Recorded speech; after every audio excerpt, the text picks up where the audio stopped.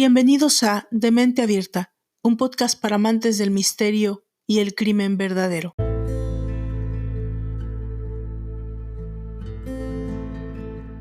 El deseo de hacer daño no es lo esencial. Lo importante es tener dominio total sobre la otra persona. Convertirla en objeto indefenso de nuestra voluntad. Convertirnos en dueños absolutos de esa persona, en su Dios. Hacer con ella lo que queramos. Humillarla y esclavizarla son medios para conseguir ese fin. Y el objetivo radical más importante es hacerla sufrir, porque no existe mayor poder sobre una persona que el de infligirle dolor para obligarle a padecer sufrimientos sin poder defenderse. Este es el verdadero impulso sádico. En el asesinato en serie, al igual que en cualquier comportamiento humano complejo, intervienen diversos factores, biológicos, sociales y psicológicos. Entre los trastornos de personalidad, la psicopatía y el trastorno sádico de personalidad son las dos variantes que con más frecuencia aparecen interrelacionadas. De esta manera entendemos que la psicología suele acompañar al asesino en serie y hay que tener en cuenta este trastorno de personalidad cuando intentamos comprender el fenómeno creciente de los asesinatos en serie. El trastorno sádico de personalidad es menos conocido y se discute más su relación con el crimen. La persona con trastorno sádico de la personalidad mantiene relaciones crueles, humillantes y agresivas con otras personas. Por definición, TSP, trastorno sádico de personalidad, se manifiesta en la infancia. Es de larga duración y se expresa en todas las intenciones de la persona, en la escuela, el trabajo, en las relaciones sociales y también en la vida familiar. El término sadismo fue acuñado por Krafft Ebing en 1898, describiendo originalmente fantasías y comportamientos tendientes a infligir dolor durante las relaciones sexuales. Así definió que el sádico experimenta excitación sexual cuando controla, cuando domina, cuando inflige dolor y humilla al objeto de su deseo. En la actualidad, la persona sádica implica un conjunto de rasgos y comportamientos que afecta a todas las relaciones sociales y no solo a las sexuales. Como pasa con la psicopatía, este trastorno abarca todos los ámbitos de la psicología del individuo: el cognitivo, el afectivo, el interpersonal y el conductual. Pero, ¿qué hay del sadismo? A diferencia del trastorno de personalidad sadomasoquista, el sadismo sexual sigue siendo un diagnóstico y la característica principal de este trastorno es que el individuo experimenta una intensa excitación sexual como consecuencia de fantasías, impulsos sexuales o comportamientos que implican actos reales, no simulados, en los que una persona es sometida a sufrimiento físico y psicológico. El sufrimiento es lo que produce la excitación sexual. Un ejemplo muy claro de este trastorno es Ian Brady, un asesino en serie de quien hablamos extensamente en nuestra segunda temporada. Grababa los gritos de los niños que estrangulaba y luego escuchaba estas grabaciones antes de tener relaciones sexuales con su amante. Son muchas las preguntas que nos creamos acerca de los asesinos seriales y en general los casos de asesinato, violencia y maltratos que vengan de este tipo de criminales. Nos preguntamos, ¿cómo serán sus vidas? ¿Qué debe pasar por sus mentes para cometer tales asesinatos? ¿Cómo es posible que una persona pueda llegar a esos extremos? ¿En algún momento has llegado a pensar en matar a alguien para ver lo que sientes? ¿O simplemente viviendo situaciones de profunda tensión, has sentido el deseo interior de acabar con la vida de alguien que tienes enfrente? Mientras contestas esta pregunta, voy a contarte de un asesino serial que rebasa todos los límites posibles del morbo y la decadencia humana. Alguien de quien muchos han estudiado y profundizado, queriendo comprender, si acaso un poco, o acercarse a la comprensión de lo incomprensible. Un sadomasoquista increíble que se complacía insertándose agujas en su cuerpo, especialmente alrededor de sus órganos genitales, con bolas de algodón que se introducía en el ano y a las cuales les prendía fuego, y que no solo consumía la carne de sus víctimas, sino que además la orina, la sangre y los excrementos. Sí, estamos hablando nada más y nada menos que de Albert Fish, el vampiro de Brooklyn. Yo soy Valdra Torres y te doy la bienvenida a este 12º capítulo de nuestra tercera temporada. Comenzamos.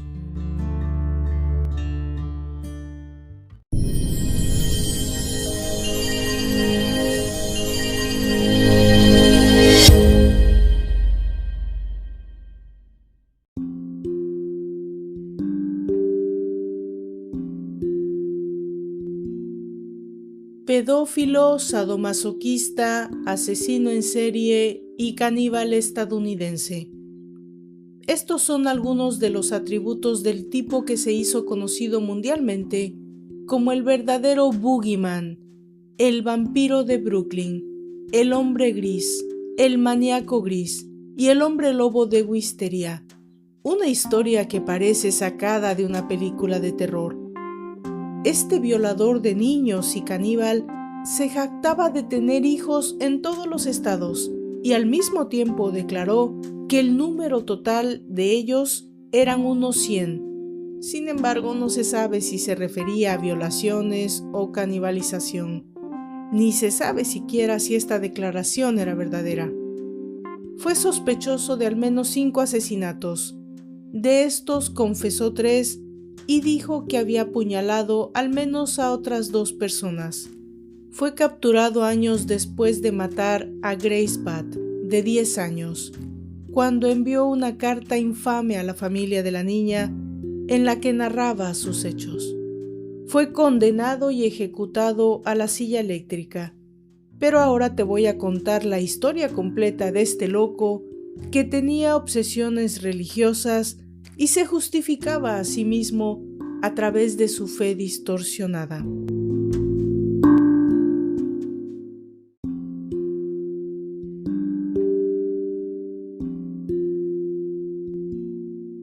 Su verdadero nombre era Hamilton Howard Fish.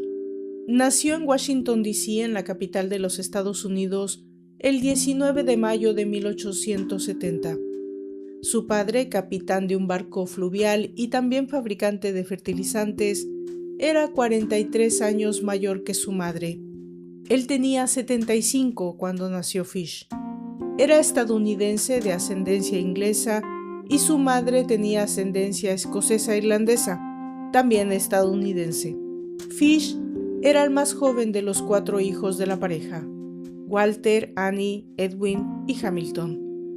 A los 5 años perdió a su padre, quien falleció tras un infarto. Su madre, sin medios para mantener al niño, lo dejó en un orfanato, donde lo golpeaban con mucha frecuencia. Albert terminó descubriendo muy temprano que le gustaba el dolor físico y comenzó a tener erecciones cuando lo golpeaban. Esta fue su puerta de entrada al sadomasoquismo. Sobre todo este periodo de su vida, él mismo declaraba: «Viví allí hasta que cumplí casi los 9 años, y ahí fue cuando empecé mal. Nos golpearon sin piedad. Vi a los niños haciendo cosas que no deberían haber hecho». En 1880, su madre finalmente consiguió trabajo en el gobierno y pudo sacar al niño del orfanato. Tras la muerte de uno de sus hermanos y tras escapar de las monstruosidades del orfanato, Hamilton Howard Fish quiso cambiar su nombre por el de Albert Fish. Se justificó en este cambio de nombres diciendo que odiaba un apodo que los chicos le pusieron allí: jamón y huevos, que en inglés se menciona ham and eggs, un juego de palabras con su nombre real que sugería el relleno de un bocadillo de jamón y huevos.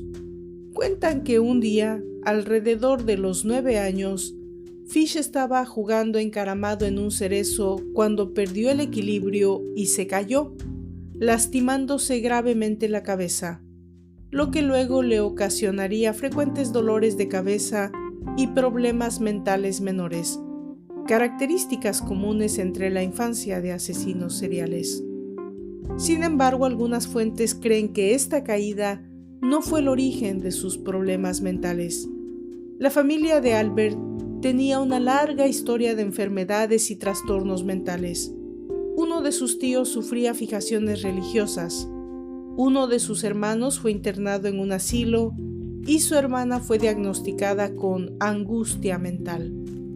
A otros 3 familiares también se les diagnosticó una enfermedad mental y para terminar de acomodar la plaza de este rompecabezas, su madre sufría de alucinaciones visuales.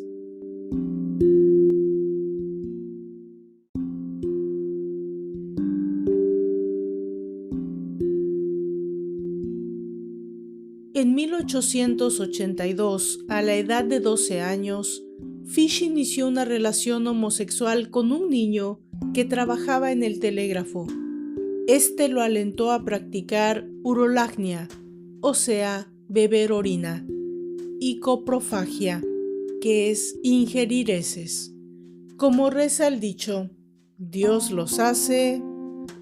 Este comportamiento nos parece bastante extraño, pero ocurre de forma natural en algunas especies de animales como perros, gatos, insectos y pájaros. Tal práctica también se reporta en seres humanos, sin embargo bajo la caracterización de patología de orden psíquico o desviación sexual, variación de coprofilia. Fish también comenzó a visitar los baños públicos donde veía niños desvestirse y pasaba la mayor parte de los fines de semana allí. A lo largo de su vida, escribía cartas obscenas a mujeres cuyos nombres adquirió de anuncios clasificados y agencias matrimoniales.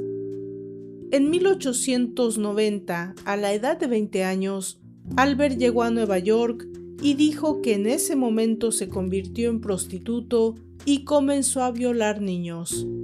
En 1898, a los 28 años, su madre dispuso que se casara con una mujer 9 años menor, con la que tuvo 6 hijos: Albert, Anna, Gertrude, Eugene, John y Henry Fish.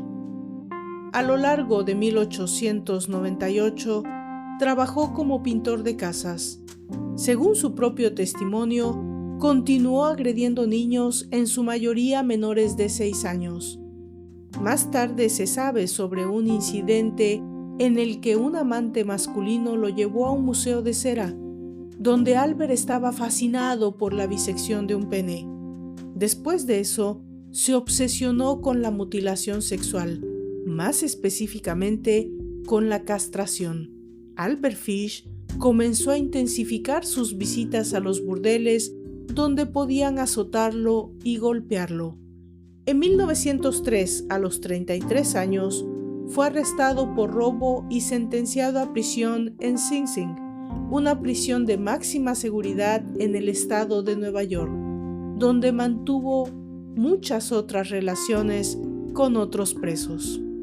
Alrededor de 1910, a los 40 años, mientras trabajaba en Wilmington, Delaware, Albert Fish conoció a un hombre de 19 años llamado Thomas Kiddin. Llevó a Kiddin a donde se estaba quedando y los dos comenzaron una relación sadomasoquista.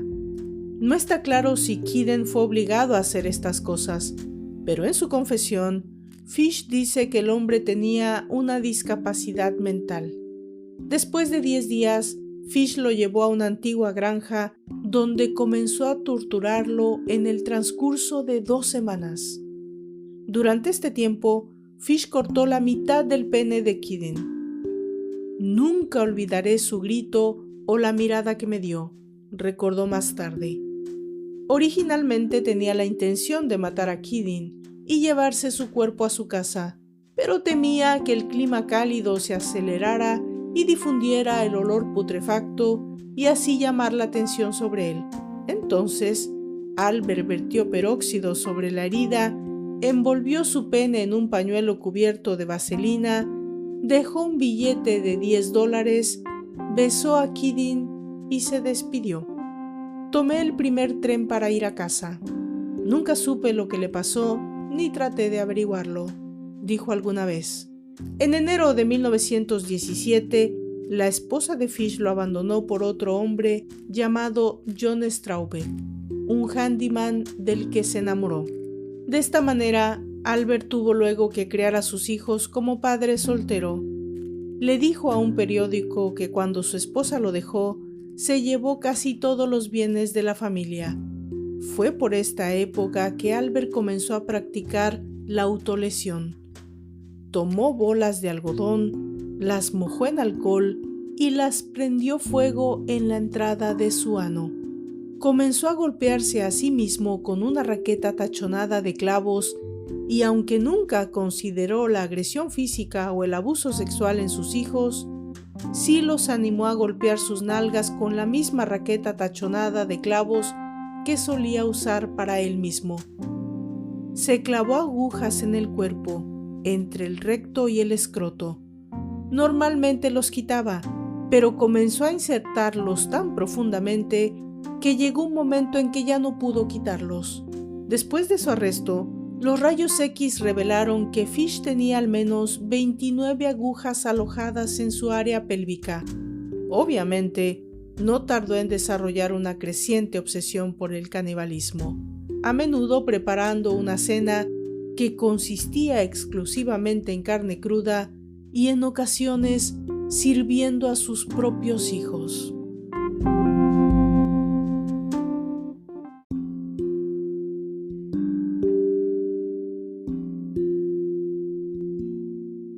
Alrededor de 1919, a los 49 años, apuñaló a un niño con discapacidad intelectual en Georgetown, Washington, D.C. Albert Fish eligió a personas con discapacidades mentales o negras como sus víctimas y explicó que entendía que estas personas no serían consideradas perdidas cuando las mataran porque nadie las extrañaba. Desde 1920, Albert Fish viajó a 23 estados norteamericanos pintando casas y vio en esta la oportunidad perfecta para cometer sus atrocidades con niños pequeños. Albert a menudo leía la Biblia y decía que la voz de Dios le decía que matara. El 11 de julio de 1924, a los 54 años, Fish encontró a Beatrice Kiel, de 8 años, jugando sola en el patio de la granja de sus padres en Staten Island, uno de los condados de Nueva York.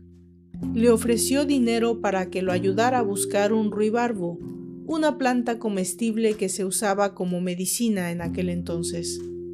Estaba a punto de salir de la finca para acompañarlo cuando su madre corrió tras ellos. Recuperó a la niña y lo ahuyentó. Fish se fue, pero luego regresó por la noche al establo de los Kiels, donde intentó dormir, pero fue descubierto por Hans Kiel, el padre de la niña, quien lo obligó a salir. Durante 1924 y en los años siguientes, Albert sufrió de psicosis religiosa, con frecuentes alucinaciones e ilusiones donde sentía que Dios le estaba ordenando torturar, mutilar y abusar sexualmente de los niños. Fue a partir de ahí que comenzó a tener alucinaciones auditivas, escuchar voces en su cabeza. En una ocasión, se envolvió en una alfombra diciendo que estaba siguiendo las instrucciones del apóstol Juan. Justo antes del secuestro de Grace Budd, el más notable de sus extraños crímenes, Fish intentó probar sus instrumentos infernales en un niño al que había abusado previamente llamado Cyril Quinn. Quinn y sus amigos estaban jugando boxball también conocido como Foursquare, en una acera, cuando Fish se acercó y preguntó si habían almorzado. Cuando dijeron que no, los invitó a su apartamento a comer bocadillos. Mientras los dos muchachos jugaban a la lucha libre en un colchón, terminaron por levantarlo. Debajo vieron un cuchillo y una sierra pequeña. Tuvieron miedo y salieron corriendo del departamento.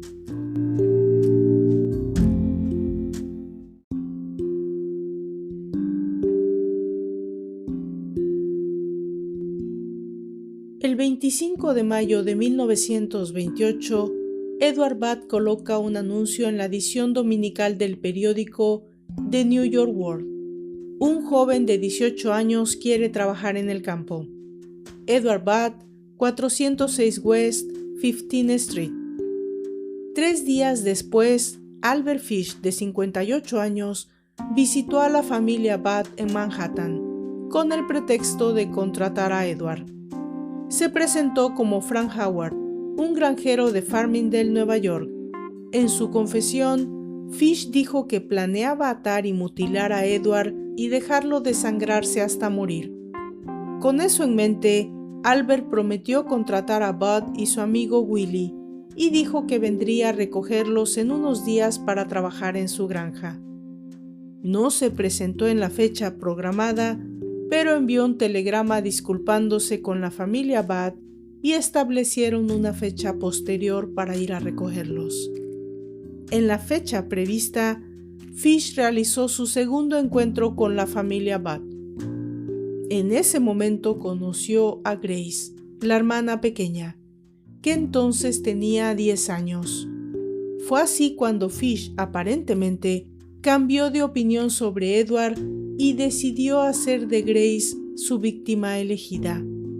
Para no flaquear con sus verdaderas intenciones, rápidamente inventó una historia sobre tener que ir a la fiesta de cumpleaños de su sobrina, muy cerca de allí, y logró convencer a los padres de la pequeña, Delia Flanagan y Albert Budd primero, de dejar que Grace lo acompañara a esa fiesta en la casa de su supuesta hermana. Grace se fue con Fish y nunca regresó. El 5 de septiembre de 1930, más de 2 años después, la policía arrestó a un hombre llamado Charles Edward Pope como sospechoso del secuestro de la pequeña. Charles fue acusado por su propia exesposa y estuvo preso 108 días. Entre su arresto y su juicio, el 22 de diciembre de 1930, pero no hubo pruebas contundentes y fue absuelto. Como era de esperar, durante el tiempo transcurrido entre el asesinato de Grace y su captura 6 años después, Albert Fish vivió su vida con normalidad. Se volvió a casar el 6 de febrero de 1930 en Waterloo, Nueva York, con Stella Wilcox, pero el matrimonio no duró y se divorciaron en tan solo una semana. Albert Fish fue arrestado en mayo de 1930 después de que le enviara una carta obscena a una mujer que respondió a un anuncio de trabajadora doméstica.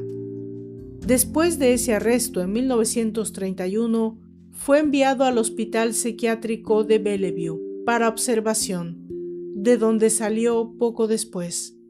Sin ningún rastro del paradero de la pequeña Grace y ninguna pista que pudiera llevar a un sospechoso, la familia y las autoridades solo podían esperar.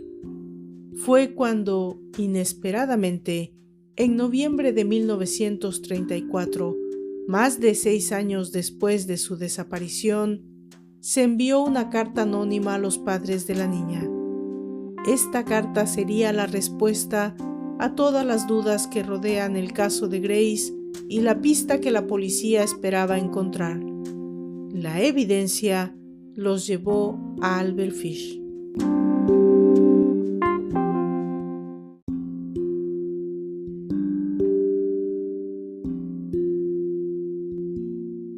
La señora Delia Budd era analfabeta y no podía leer la carta por sí misma, por lo que le pidió a su hijo que se la leyera.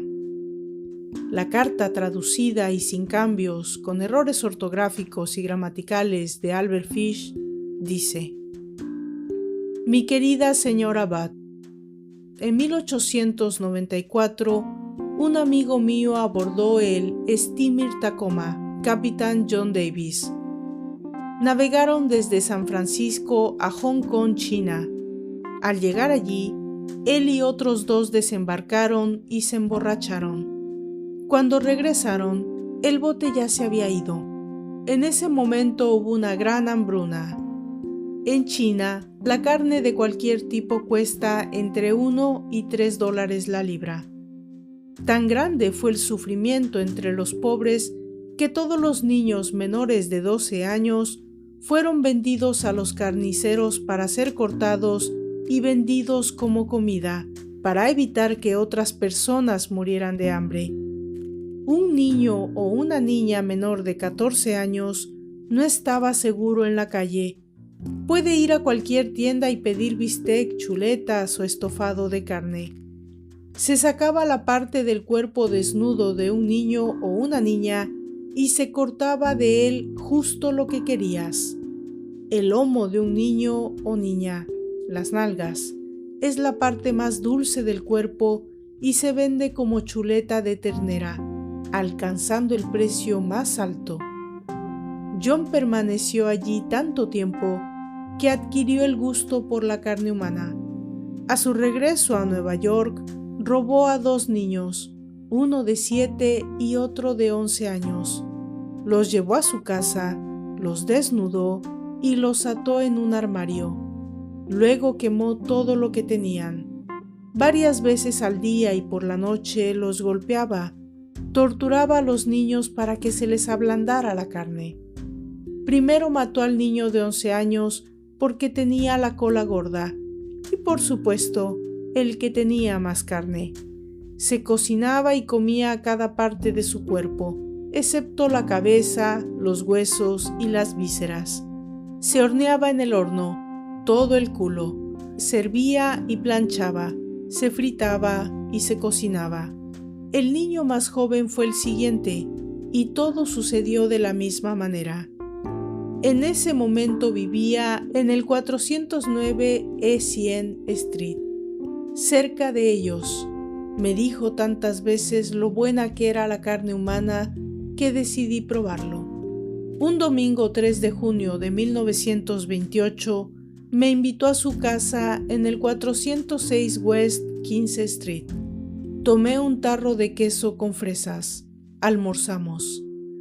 Grace se sentó en mi regazo y me besó, así que decidí comérmela, con el pretexto de llevarla a una fiesta. Dijiste que sí, que podía ir. La llevé a una casa vacía en Westchester, que ya había elegido. Cuando llegamos, le dije que se quedara afuera. Recogió flores silvestres. Subí las escaleras y me desnudé toda la ropa. Sabía que no me gustaría tener su sangre en ellos. Cuando todo estuvo listo, me acerqué a la ventana y la llamé. Así que me escondí en un armario hasta que llegó a la habitación. Cuando me vio desnudo, se echó a llorar y trató de bajar corriendo las escaleras. La agarré y me dijo que se lo iba a decir a su madre. Primero la desnudé.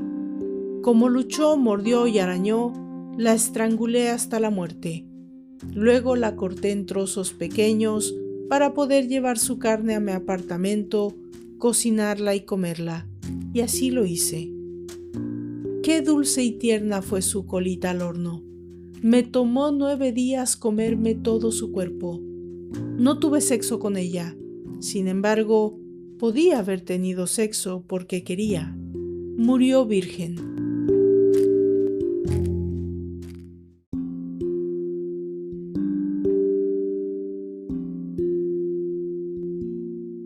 La policía investigó la carta. La historia sobre el capitán Davis y la hambruna en Hong Kong no se pudo verificar.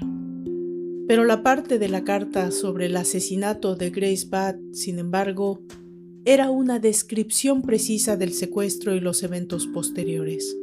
Aunque fue imposible confirmar si Albert Fish si había comido o no las partes del cuerpo de Grace.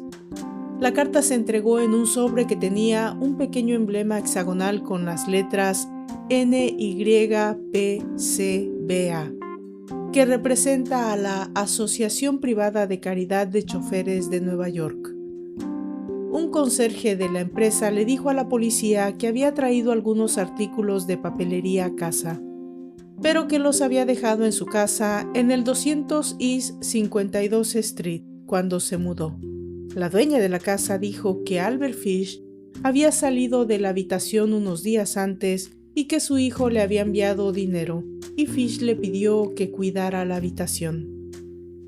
William F. King fue el investigador principal del caso. Esperó fuera de la casa hasta que Albert Fish regresó.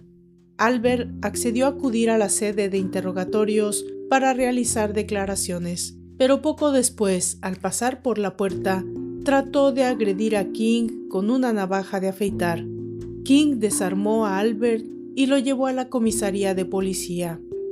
Albert Fish no intentó negar el asesinato de Grace Budd, y más bien afirmó que su intención inicial era matar a Edward Budd, el hermano de Grace. Fish dijo que ni siquiera pensó en violar a la niña, pero luego le dijo a su abogado que cuando se arrodilló sobre el pecho de Grace y la estranguló, tuvo 2 eyaculaciones involuntarias. Esta información se utilizó en el juicio para hacer que la denuncia del secuestro tuviera una motivación sexual, evitando así cualquier mención al canibalismo.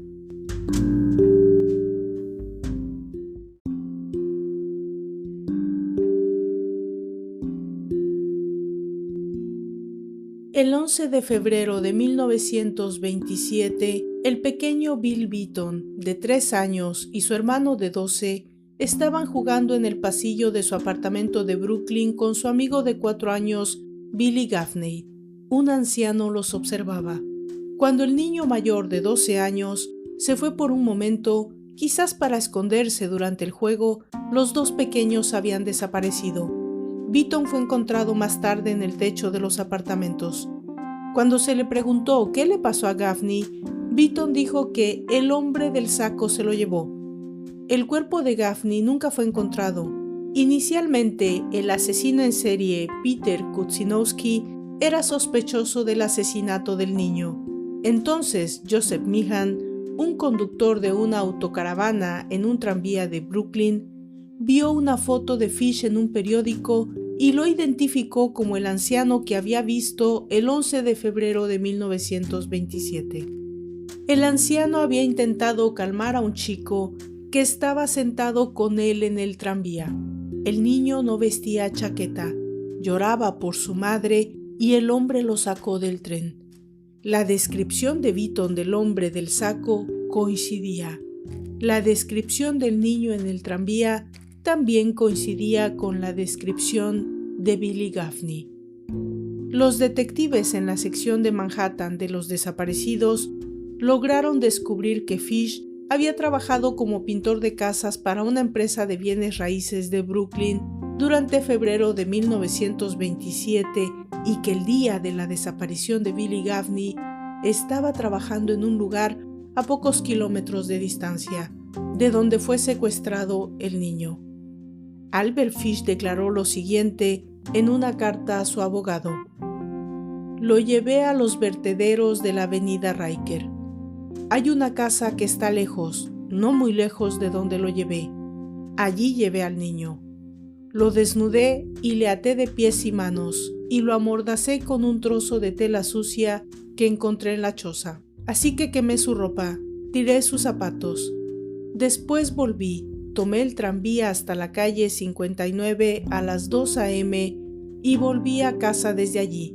Al día siguiente, alrededor de las 2 por la tarde, tomé herramientas, un buen látigo pesado, hecho en casa, con mango corto.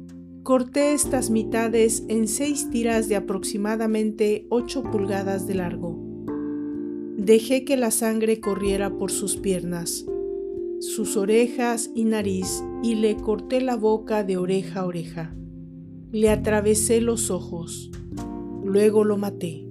Le clavé el cuchillo en el vientre y puse mi boca en su cuerpo y bebí su sangre. Tomé 4 sacos viejos de patatas y recogí un montón de piedras, así que lo corté y metí en ellas la nariz, las orejas y algunas rebanadas de su vientre. Lo corté exactamente por la mitad. Separé las 2 partes justo debajo del ombligo. Luego, tomé una gran rebanada de carne a través de sus piernas, aproximadamente 2 pulgadas debajo de su espalda.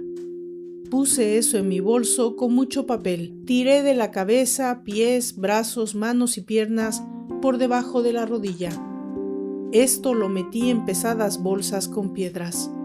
Até los extremos y las arrojé a las presas de aguas fongosas que verás a lo largo de la carretera que va desde North Beach.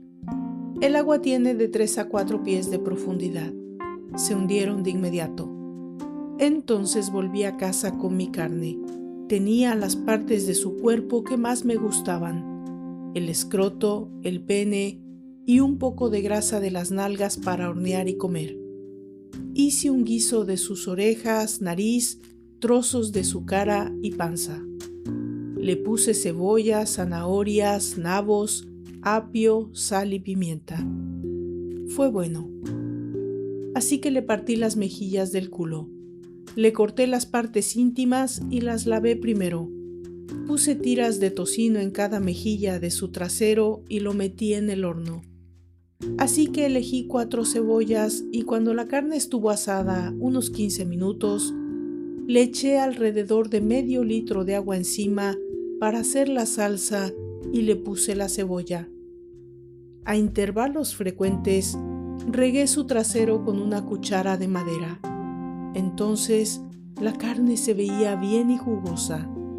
En unas 2 horas estaba bueno y dorado, cocinado por todas partes. Ningún pavo asado que haya probado se ve tan bien como su dulce trasero gordo. Me comí toda la carne en unos 4 días. Su pequeño escroto era tan dulce como las tetas de una cerda, pero no podía masticar su pene. Los tiré al baño. Elizabeth Gaffney, madre del niño asesinado, visitó a Fish en la prisión de Sing Sing, acompañada por el detective King y otros 2 oficiales. Quería preguntar sobre la muerte de su hijo, pero Albert se negó a hablar con ella. Albert Fish comenzó a llorar y pidió que lo dejaran solo. Después de 2 horas de hacerle preguntas a través de su abogado, James Dempsey, la señora Gaffney se rindió. Ella todavía no estaba convencida de que Albert Fish fuera realmente el asesino de su hijo.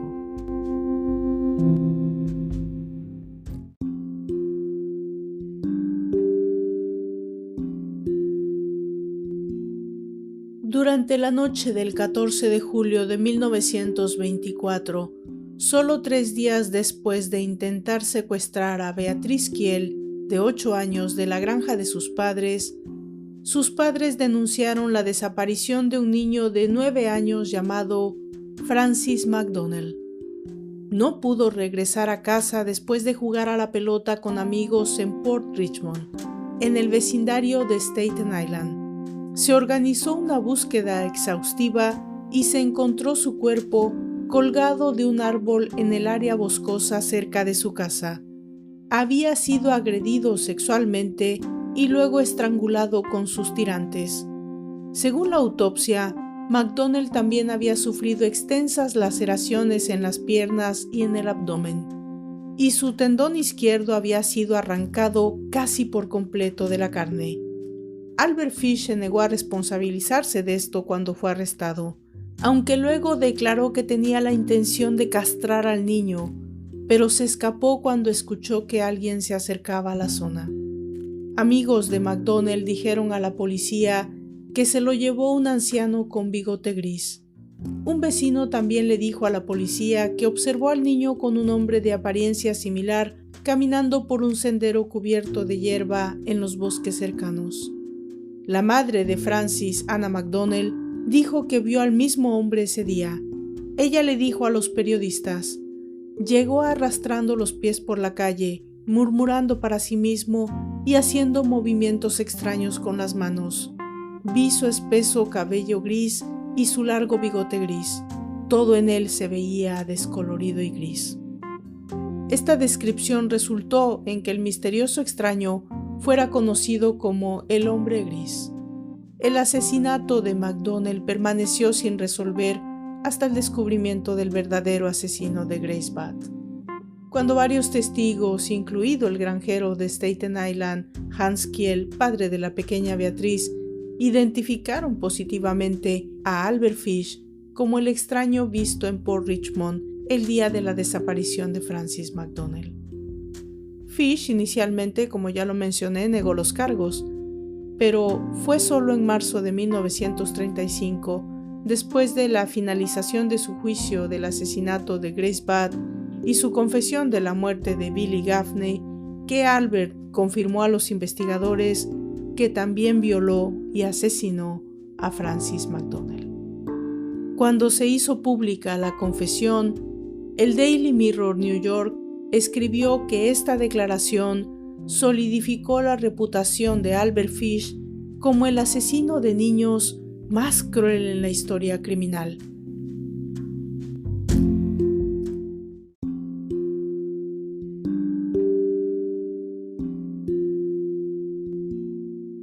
El juicio de Albert Fish por el asesinato de Grace Budd comenzó el 11 de marzo de 1935 en White Plains, Nueva York, y duró 10 días. Afirmó locura y afirmó haber escuchado voces de Dios que le decían que matara niños. Varios psiquiatras testificaron sobre los fetiches sexuales de Fish, que incluían sadomasoquismo, cunilingus, cianilingus y felación, modalidades de sexo oral, flagelación, exhibicionismo, voyerismo, piquerismo, que es una modalidad de sadomasoquismo en la que se busca el placer apuñalando o cortando genitales, glúteos, pechos, canibalismo, cropofagia y urofilia, ingestión de heces y orina durante las relaciones sexuales, pedofilia e infibulación, que es el cierre de los orificios genitales suturando o introduciendo un soporte para evitar las relaciones sexuales. Los investigadores, en resumen, observaron que Albert Fish era un fenómeno psiquiátrico y que en ninguna parte de los registros legales o médicos había otro individuo que tuviera tantas anomalías sexuales. El principal experto en defensa fue Frederick Wertham, psiquiatra especializado en el desarrollo infantil. Durante 2 días de testimonio, Wertham explicó la obsesión de Fish con la religión y específicamente su preocupación por la historia bíblica de Abraham e Isaac, Génesis 22 del 1 al 24. Wertham dijo que Fish creía que sacrificar a un niño sería penitencia por sus propios pecados y que incluso si el acto en sí fuera incorrecto, los ángeles evitarían que Dios lo desaprobara. Albert Fish intentó el sacrificio una vez, antes de todos estos asesinatos, pero terminó frustrado porque pasó un automóvil y temió que lo vieran. Edward Budd sería la próxima víctima, pero era más grande de lo esperado en estatura y fuerza, por lo que terminó decidiéndose por Grace. Aunque sabía que Grace era mujer, se cree que Fish la percibió como un niño. Wertham luego detalló el canibalismo de Fish, que en su mente asoció con la comunión. La última pregunta del juicio terminó con el juez preguntando cómo el médico consideraba su condición mental en función de su vida. Wertham simplemente respondió: «Está loco». Se le preguntó a Wertham si Fish conocía la diferencia entre bien y el mal. Él respondió que Fish lo sabía, pero que era un conocimiento pervertido basado en sus puntos de vista sobre el pecado, la expiación y la religión, y por lo tanto era un conocimiento loco. Ninguno de los miembros del jurado dudó de que Albert Fish estuviera loco y el juez ordenó la pena de muerte. Llegó a la prisión en marzo de 1935 y fue ejecutado el 16 de enero de 1936 en la silla eléctrica de Sing Sing. Entró a la cámara a las 11:06 de la noche. y fue declarado muerto 3 minutos después. Fue enterrado en el cementerio de la prisión. Se dice que Fish ayudó al verdugo a instalar los electrodos en su cuerpo. Sus últimas palabras habrían sido: «Ni siquiera sé por qué estoy aquí». Según un testigo presente, tomó 2 descargas de choques antes de morir, creando el rumor de que el dispositivo entraba en cortocircuito debido a las agujas que Fish había insertado en su cuerpo. Más tarde se descubrió que estos rumores eran falsos, ya que supuestamente murió en el mismo marco y tiempo que los otros, en la silla eléctrica. Fue declarado culpable del asesinato de Francis X. McDowell, de 8 años de edad, Billy Gaffney, de 4 años, y Grace Budd, de 10 años. También fue acusado del asesinato de otros 5 niños: Emma Richardson, Jetta Abramowitz, Robin Jane Liu, Mary Ellen O'Connor y Benjamin Collins. Pero el veredicto no fue concluyente por falta de pruebas y de confesión. En una reunión con los periodistas después de la ejecución, el abogado de Fish, James Dempsey, reveló que estaba en posesión de la declaración final de su cliente. Había varias páginas de notas escritas a mano que aparentemente Fish escribió en las horas previas a su muerte. Cuando los periodistas lo presionaron para que revelara el contenido del documento, Dempsey se negó y dijo: «Nunca se lo mostraré a nadie. Fue la cadena de obscenidades más sucias que he leído». Existen actualmente fotos que son parte del registro de la investigación en la casa de Albert Fish. Los investigadores registraron todo lo que pudieron, desde la habitación donde supuestamente asesinó a Grace, su sótano donde encontraron huesos humanos e incluso el pozo de la casa fue drenado para tratar de encontrar más pruebas posibles para incriminarlo. La historia de Albert Fish a todas luces es tan extraña que varios artistas hicieron obras basadas en su locura.